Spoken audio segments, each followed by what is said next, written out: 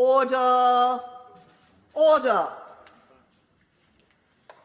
Before I call the Chancellor of the Exchequer, I remind honourable members that copies of the budget resolutions will be available from the Vote Office in members' lobby upon the Chancellor's statement being finished, and of course, online. I also remind honourable members that interventions are not taken during the Chancellor's statement, nor during the replies of either the Leader of the Opposition or the Leader of the Scottish National Party. I also just mentioned that British Sign Language interpretation will continue until the end of the speech of the Leader of the Scottish National Party, and it's available to watch, quick advert here, on parliamentlive.tv. Mr. Chancellor of the Exchequer. Madam Deputy Speaker, a year ago, in my first budget, I announced our initial response to coronavirus.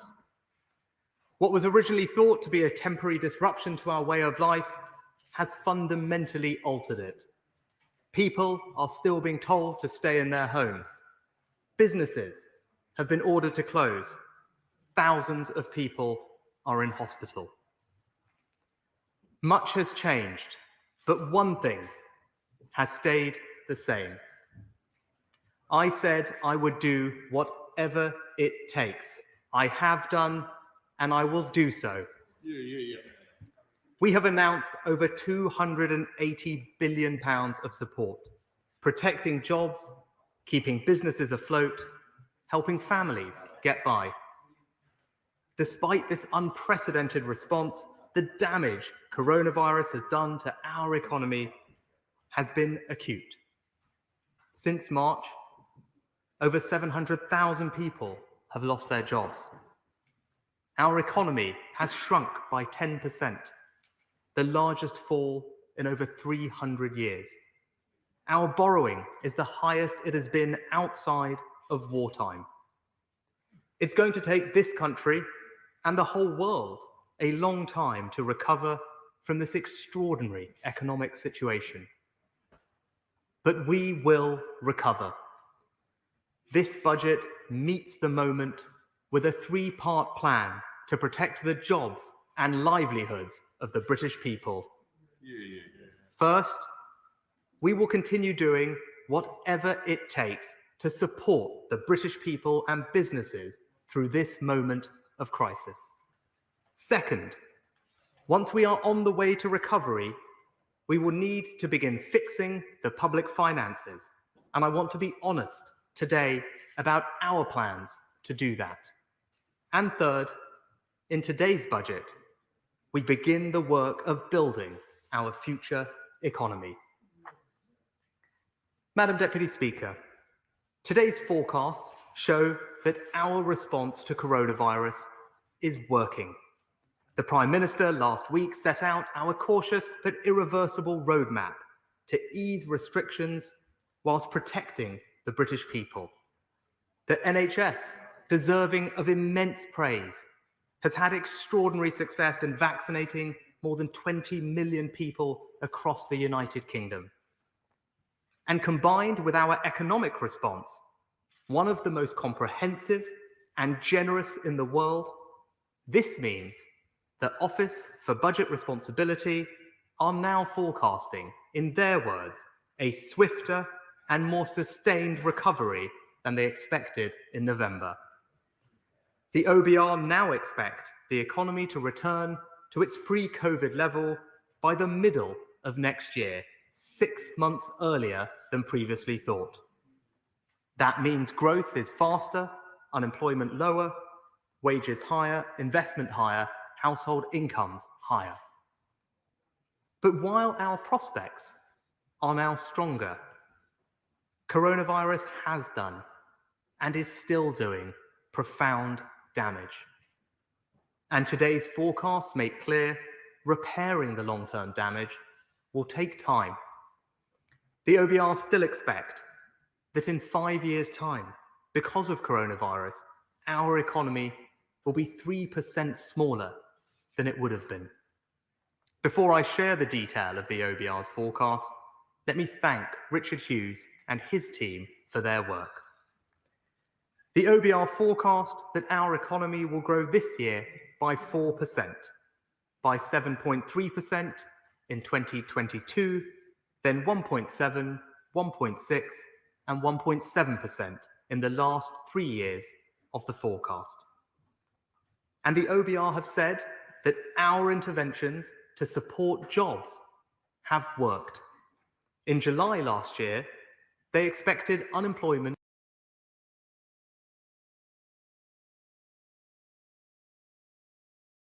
to peak at 11.9%.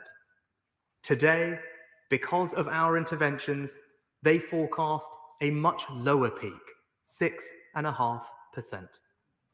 That means 1.8 million fewer people are expected to be out of work than previously thought. But every job lost is a tragedy, which is why protecting, creating, and supporting jobs remains my highest priority. So, Madam Deputy Speaker, let me turn straight away to the first part of this budget's plan to protect the jobs and livelihoods of the British people through the remaining phase of this crisis. First, the furlough scheme will be extended until the end of September. For employees, there will be no change to the terms. They will continue to receive 80% of their salary for hours not worked until the scheme ends. As businesses reopen, we will ask them to contribute alongside the taxpayer to the cost of paying their employees. Nothing will change until July, when we will ask for a small contribution of just 10% and 20% in August and September. The government is proud of the furlough, one of the most generous schemes in the world, effectively protecting millions of people's jobs and incomes. Second, support for the self-employed will also continue until September, with a fourth grant covering the period February to April and a fifth and final grant from May onwards. The fourth grant will provide 3 months of support at 80% of average trading profits. For the fifth grant, people will continue to receive grants worth 3 months of average profits, with the system open for claims from late July. But as the economy reopens over the summer, it is fair to target our support towards those most affected by the pandemic. So people whose turnover has fallen by 30% or more will continue to receive the full 80% grant. People whose turnover has fallen by less than 30% will therefore have less need of taxpayer support and will receive a 30% grant. And I can also announce a major improvement in access to the self-employed scheme. When the scheme was launched, the newly self-employed couldn't qualify because they hadn't all filed the 1920 tax return. But as the tax return deadline has now passed, I can announce today that provided they filed a tax return by midnight last night, over 600,000 more people, many of whom became self-employed last year, can now claim the fourth and fifth grants.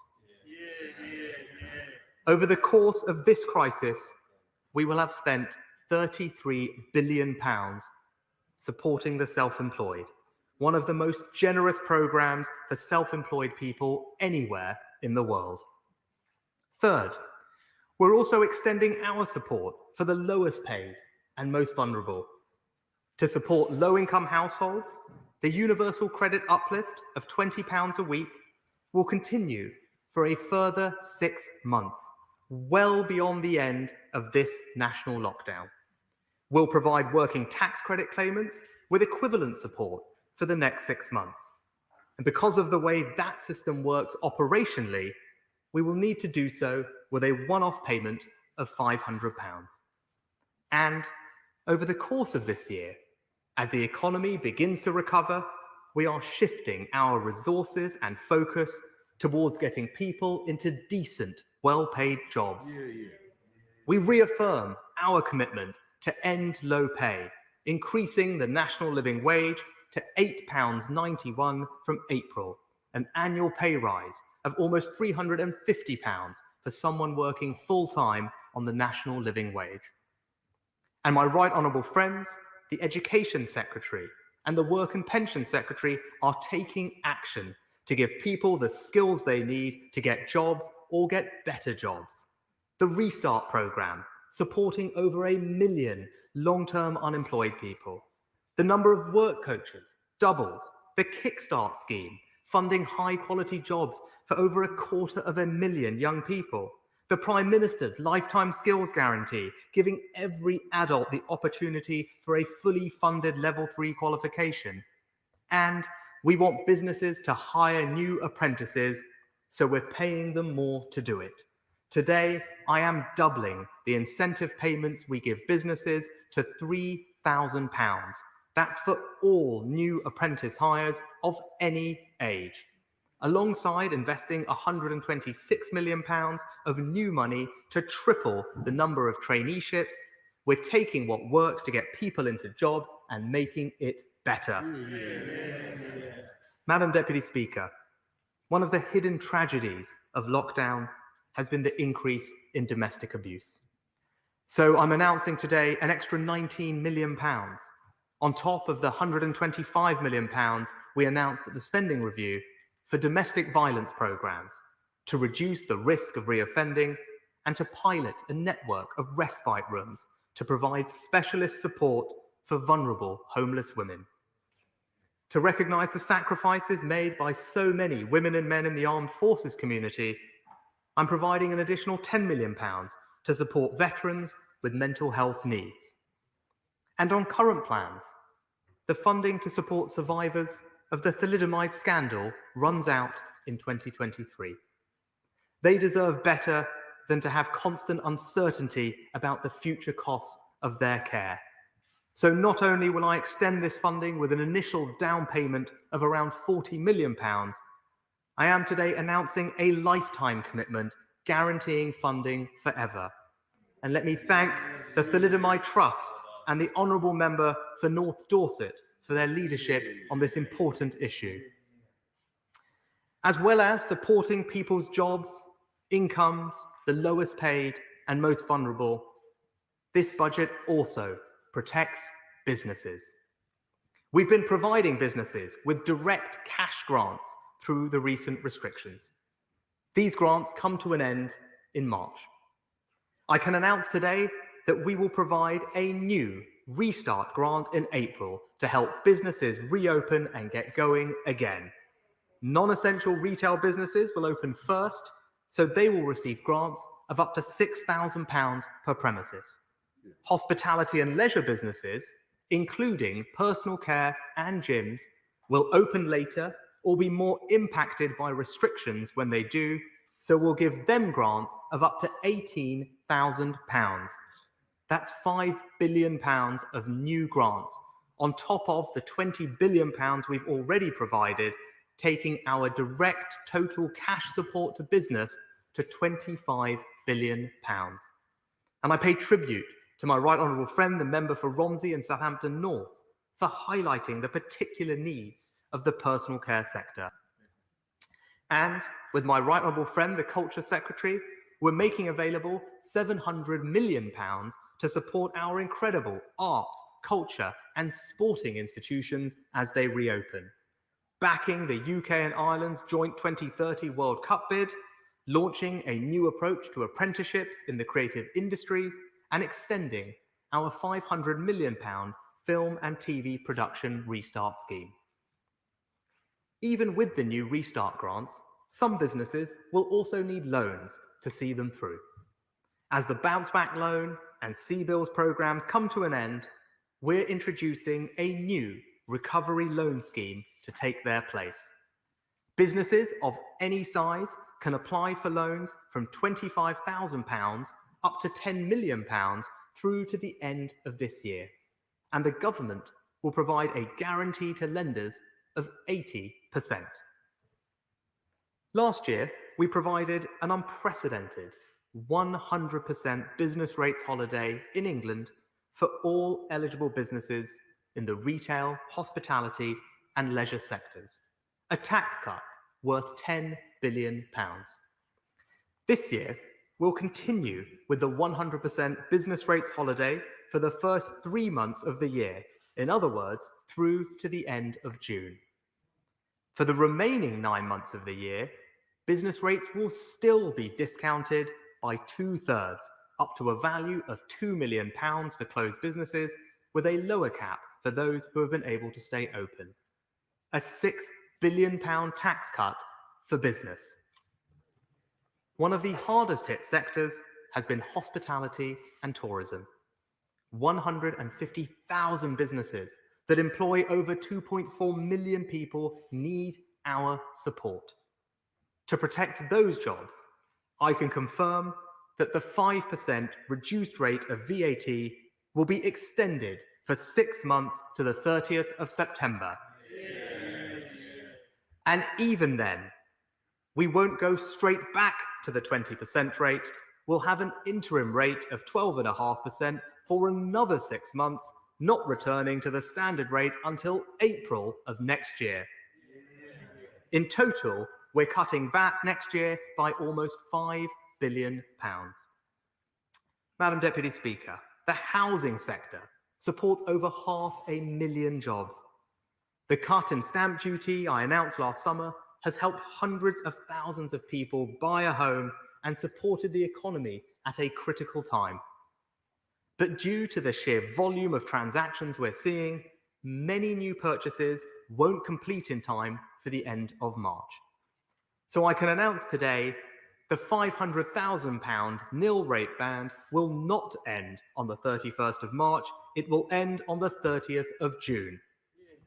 Then, to smooth the transition back to normal, the nil rate band will be £250,000, double its standard level, until the end of September, and we will only return to the usual level of £125,000 from October the 1st. Even with the stamp duty cut, there is still a significant barrier to people getting on the housing ladder: the cost of a deposit. So I'm announcing today a new policy to stand behind home buyers, a mortgage guarantee. Lenders who provide mortgages to home buyers who can only afford a 5% deposit will benefit from a government guarantee on those mortgages.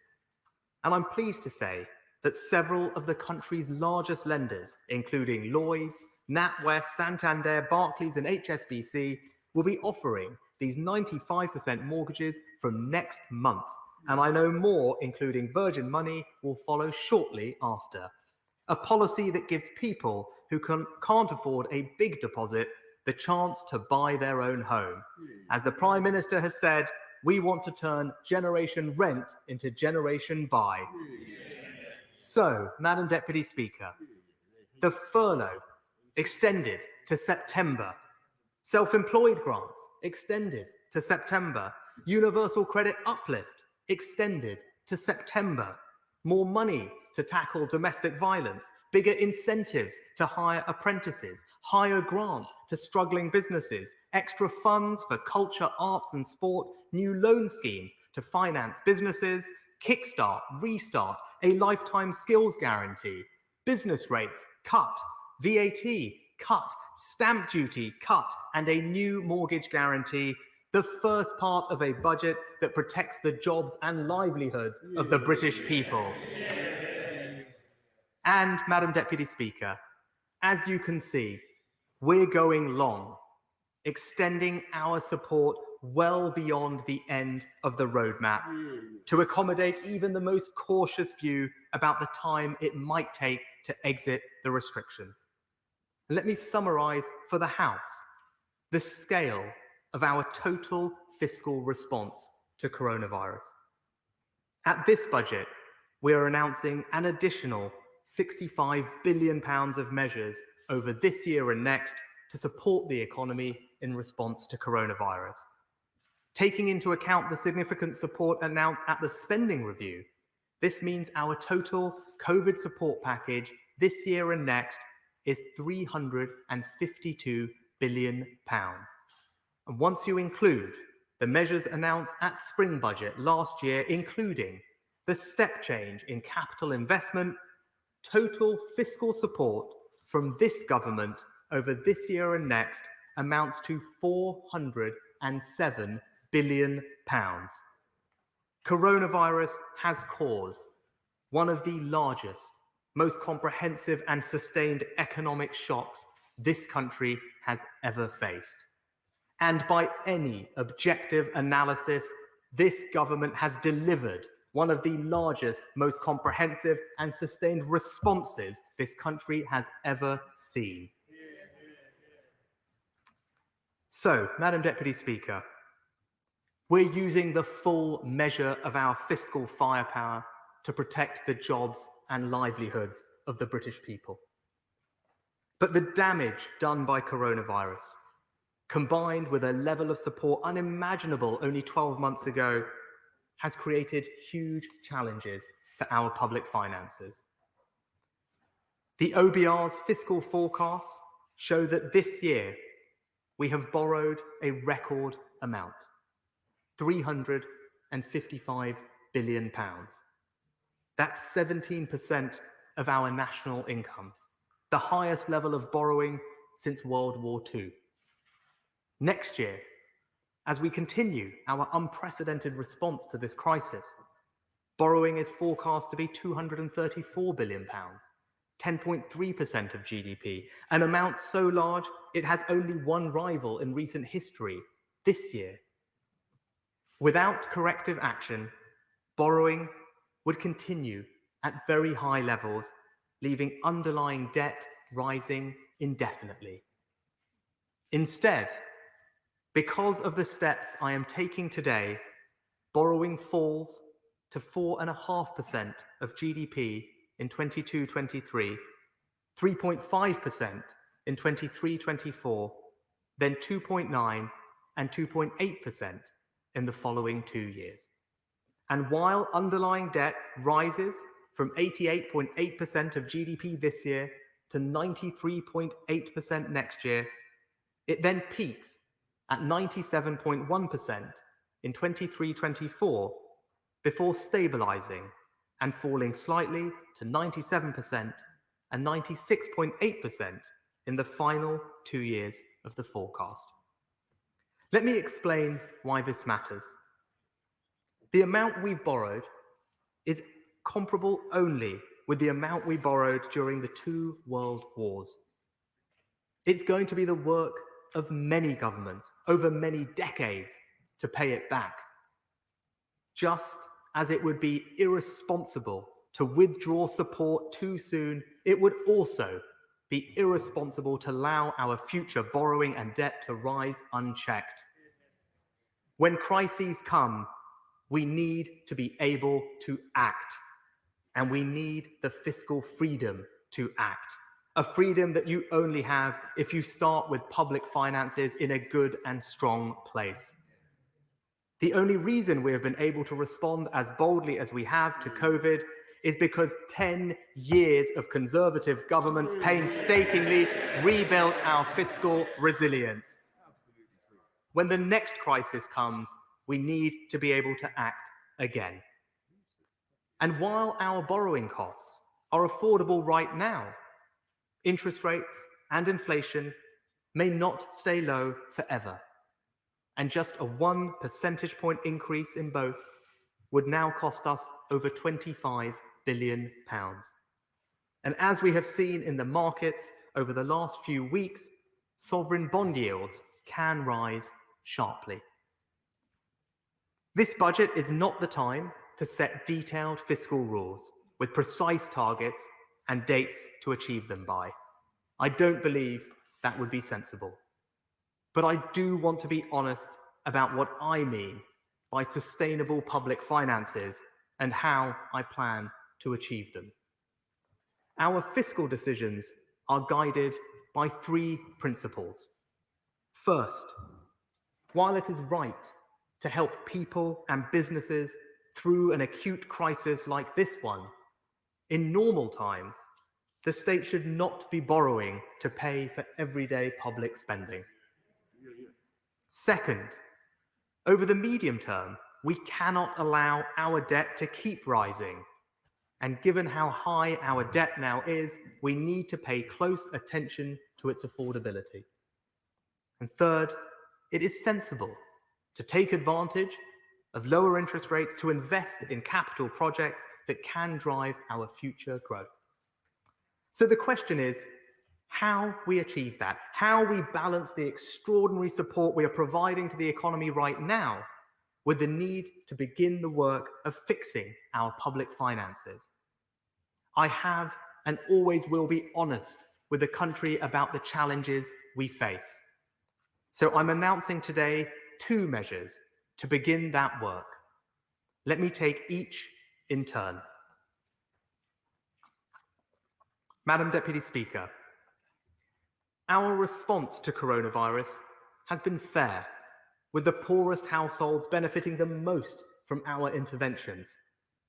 And our approach to fixing the public finances will be fair too, asking more of those people and businesses who can afford to contribute and protecting those who cannot.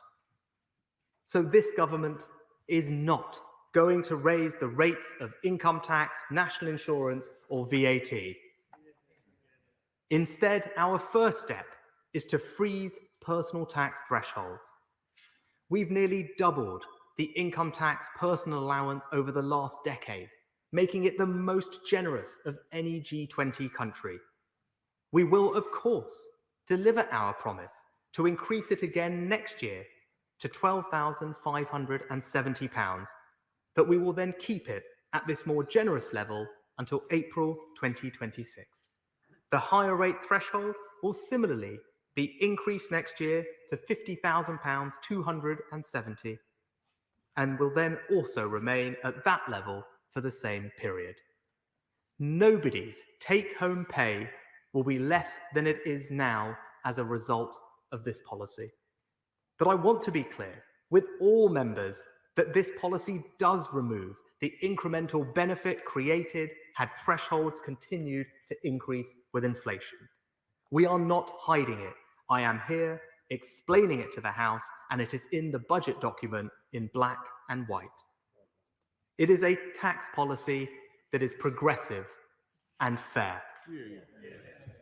And I will also maintain at their current levels until April 2026 the inheritance tax thresholds, the pensions lifetime allowance, the annual exempt amount in capital gains tax, and for 2 years from April 2022, the VAT registration threshold, which at £85,000 will remain more than twice as generous as the EU and OECD averages.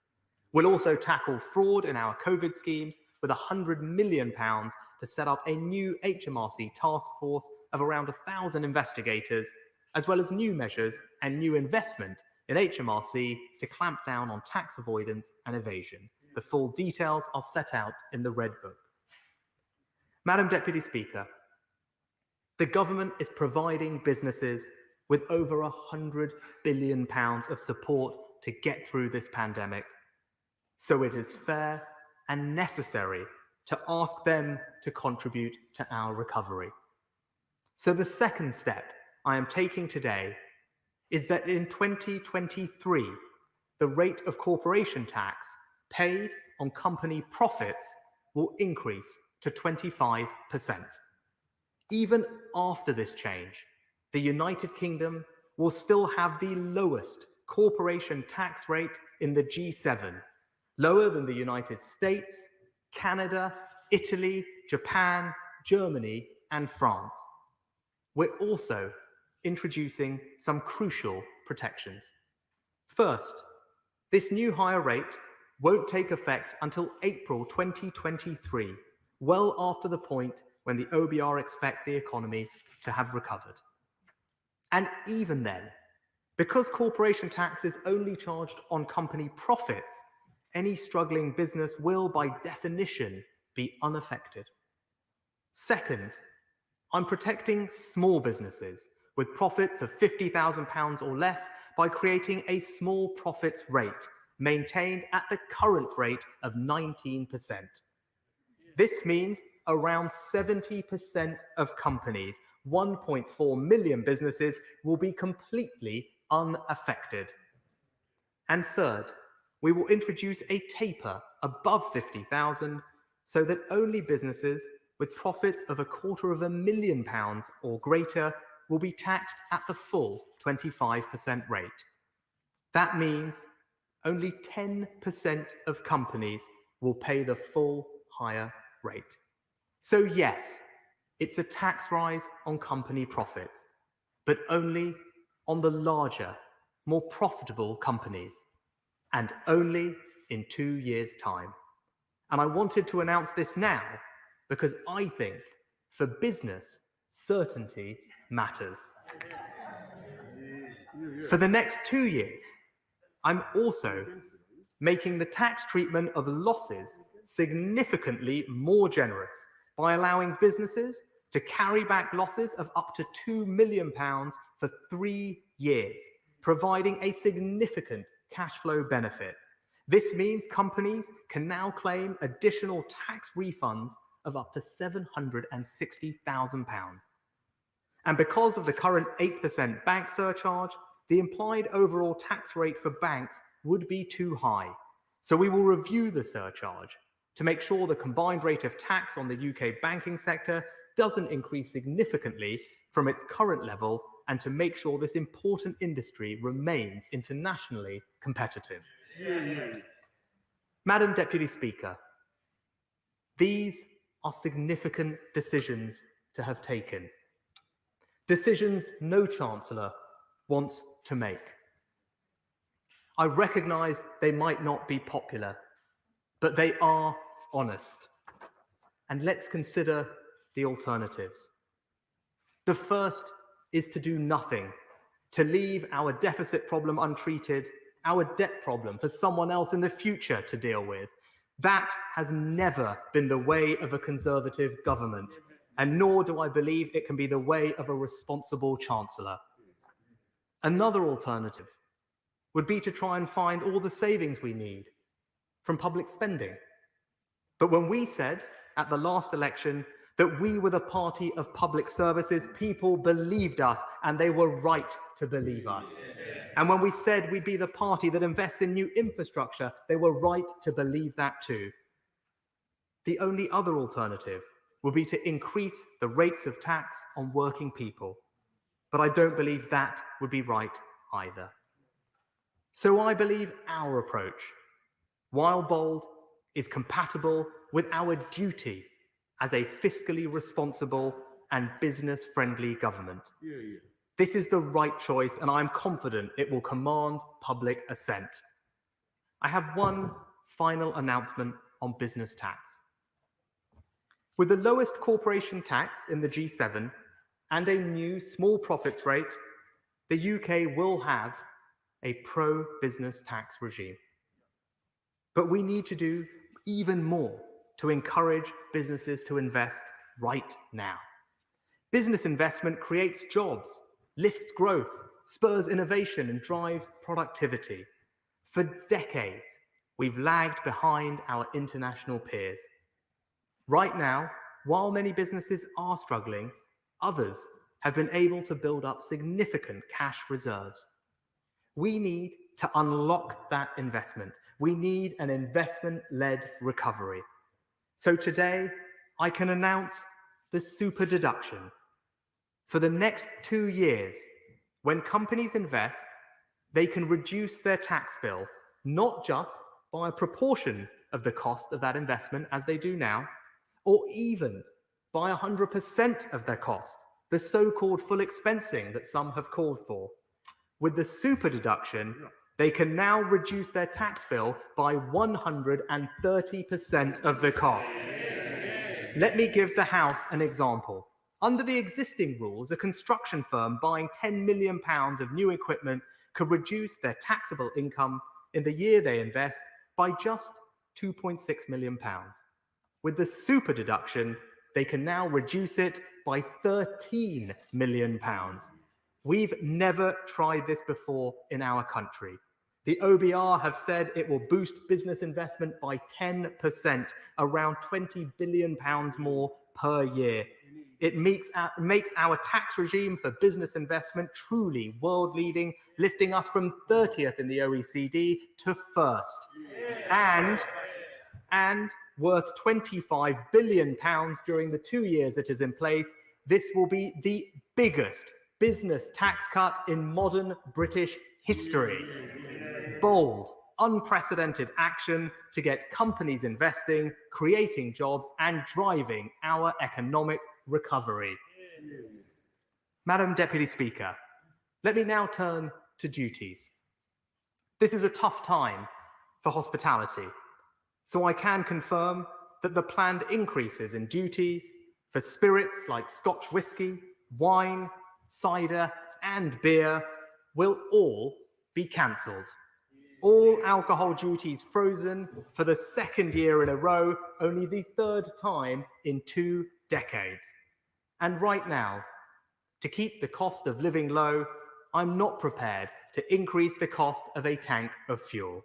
So the planned increase in fuel duty is also cancelled. Madam Deputy Speaker, this budget protects the jobs and livelihoods of the British people.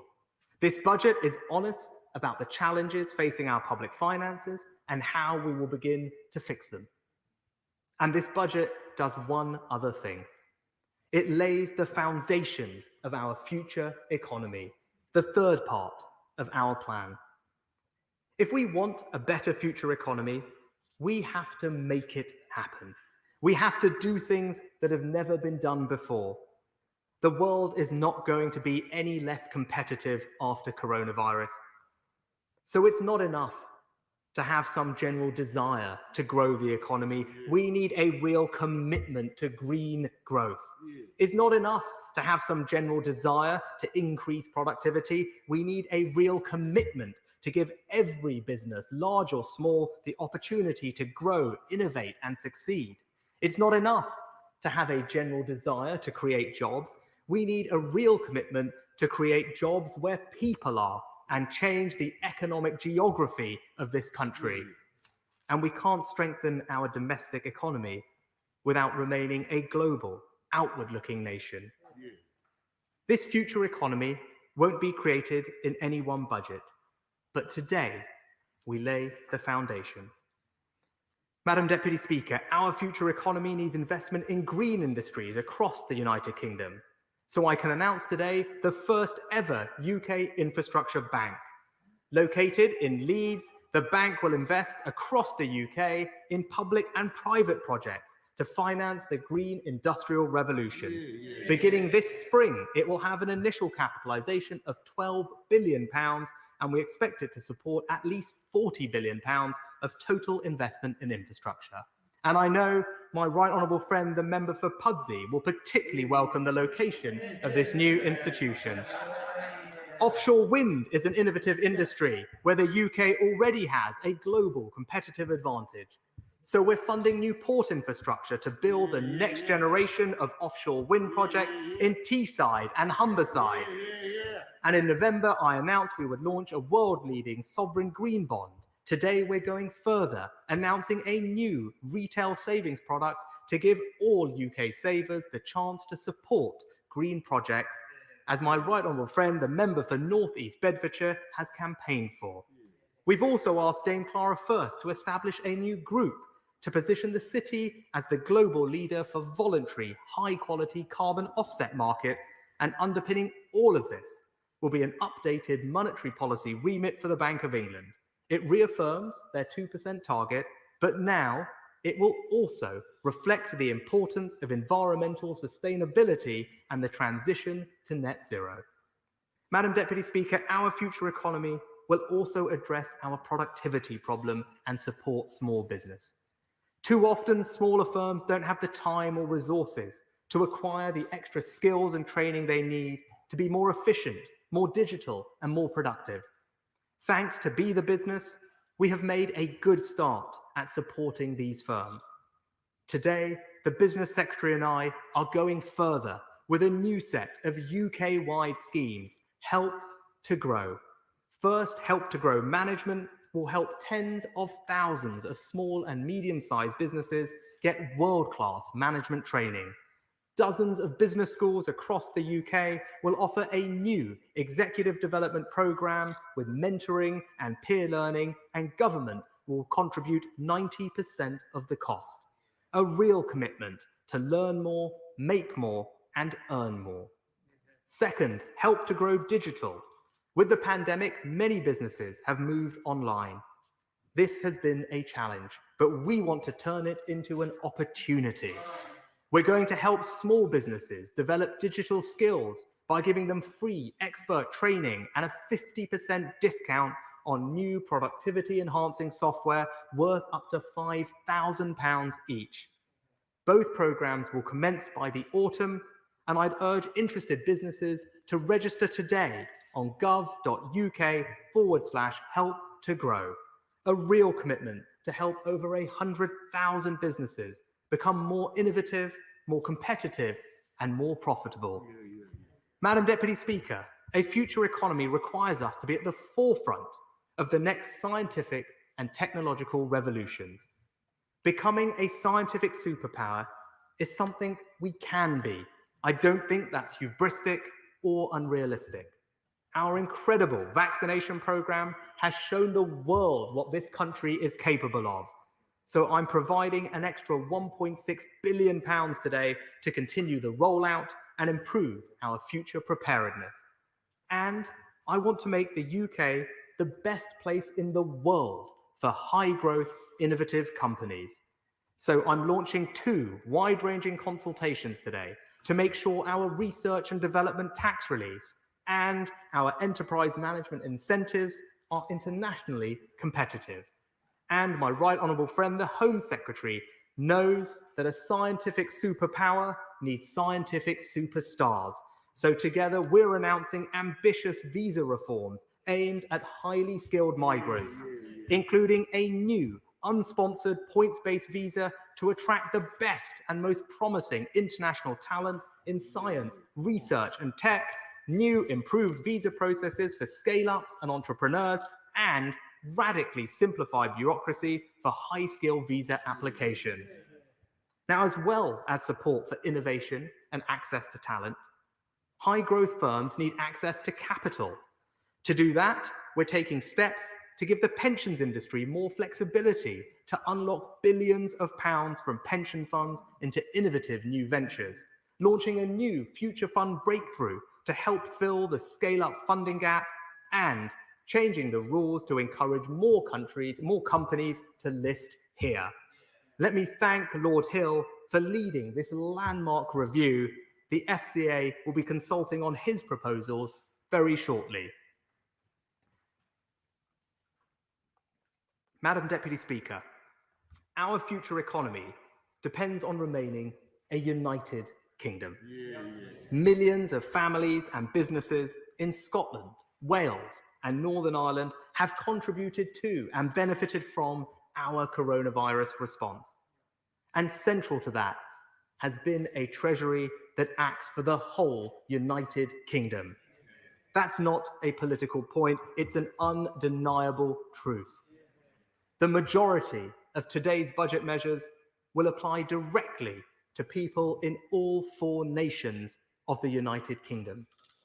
And I'm taking further specific steps with 3 accelerated Scottish city and growth deals in Ayrshire, Argyll and Bute and Falkirk, 3 more in North Wales, Mid Wales and Swansea Bay, and funding for the Holyhead Hydrogen Hub, the Global Centre of Rail Excellence in Neathport Talbot, the Aberdeen Energy Transition Zone, as well as the Global Underwater Hub and North Sea Transition Deal, along with the first allocations of the £400 million New Deal for Northern Ireland.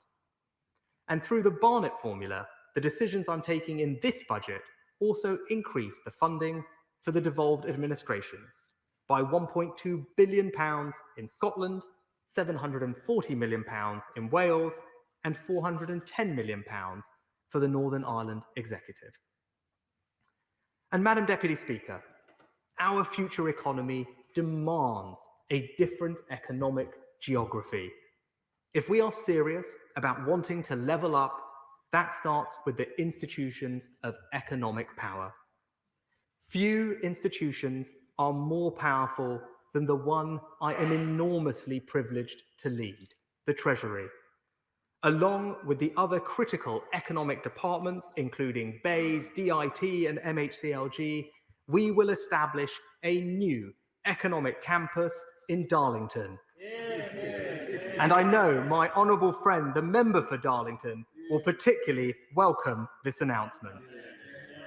Redrawing our economic map means rebalancing our economic investment. I have already revised the Treasury's Green Book and set out the highest sustained levels of public investment across the UK since the 1970s. But we can go further. I am announcing today over £1 billion for 45 new towns deals, from Castleford to Clay Cross, Rochdale to Rowley Regis, and Whitby to Wolverhampton. And let me pay tribute to local leaders like the brilliant Mayor for the West Midlands, Andy Street, who are making the case for investment in their area. We're also creating a £150 million fund to help communities across the UK take ownership of pubs, theatres, shops, or local sports clubs at risk of loss, putting more power in the hands of local people.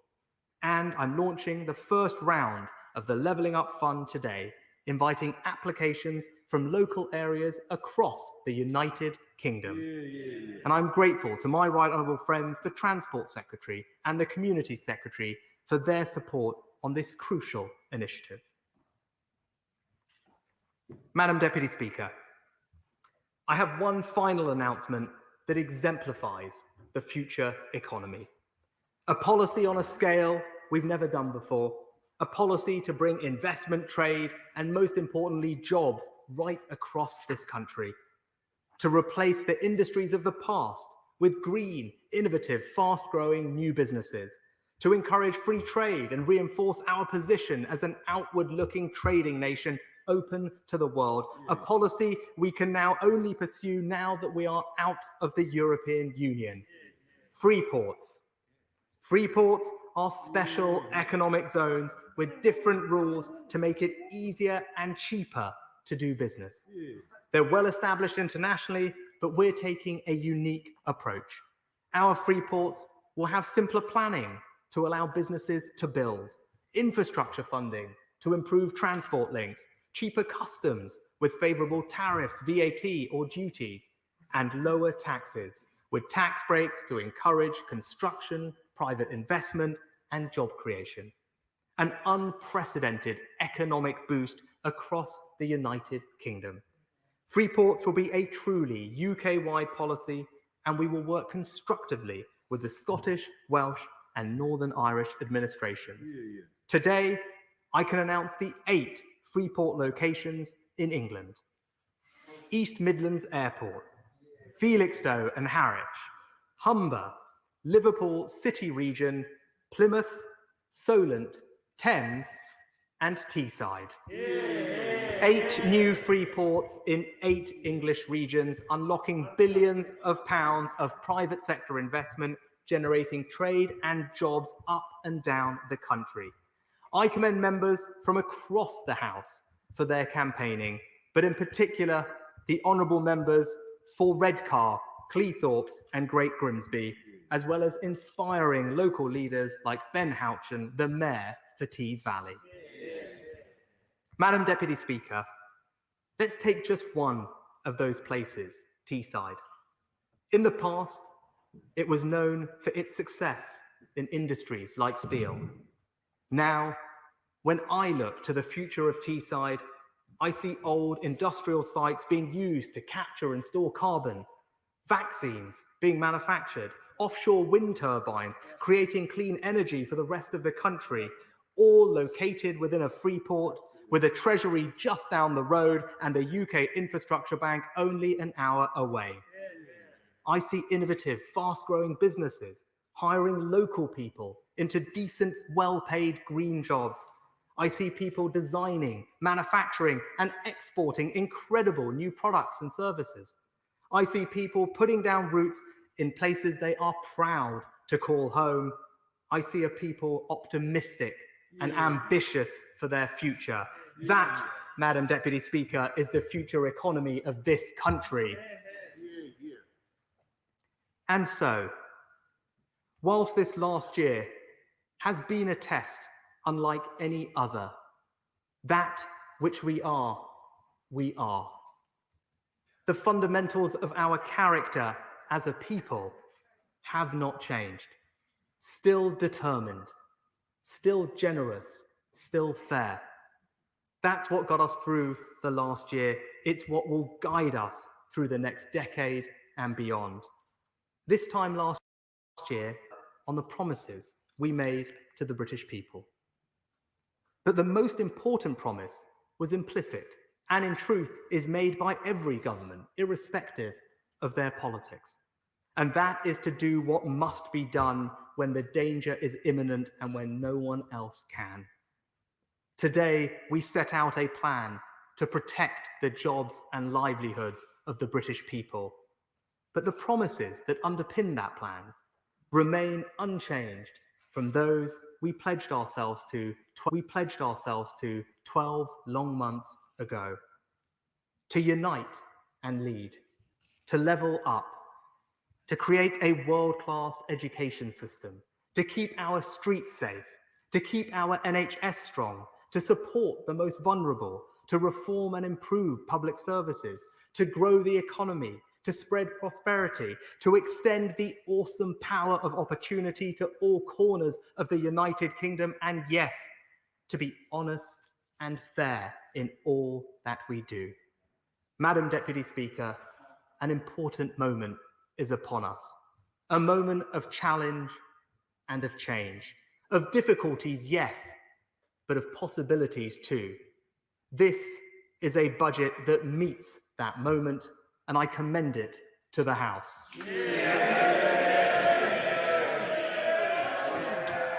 I thank the Chancellor of the Exchequer for his budget statement. And just before I call the Leader of the Opposition, there are a few immediate items to be dealt with. Under Standing Order number 51, the first motion entitled Provisional Collection of Taxes must be decided without debate. Will the Chancellor of the Exchequer please move it formally? Scarica l'applicazione di TeleLondra, è gratuita e rimani connesso con il mondo italiano in UK. Ricevi le informazioni per gli italiani in UK tutti i giorni. Se anche tu vuoi fare pubblicità su TeleLondra, scrivici a info@telelondra.uk o contattaci al numero 07 43 21 99 430.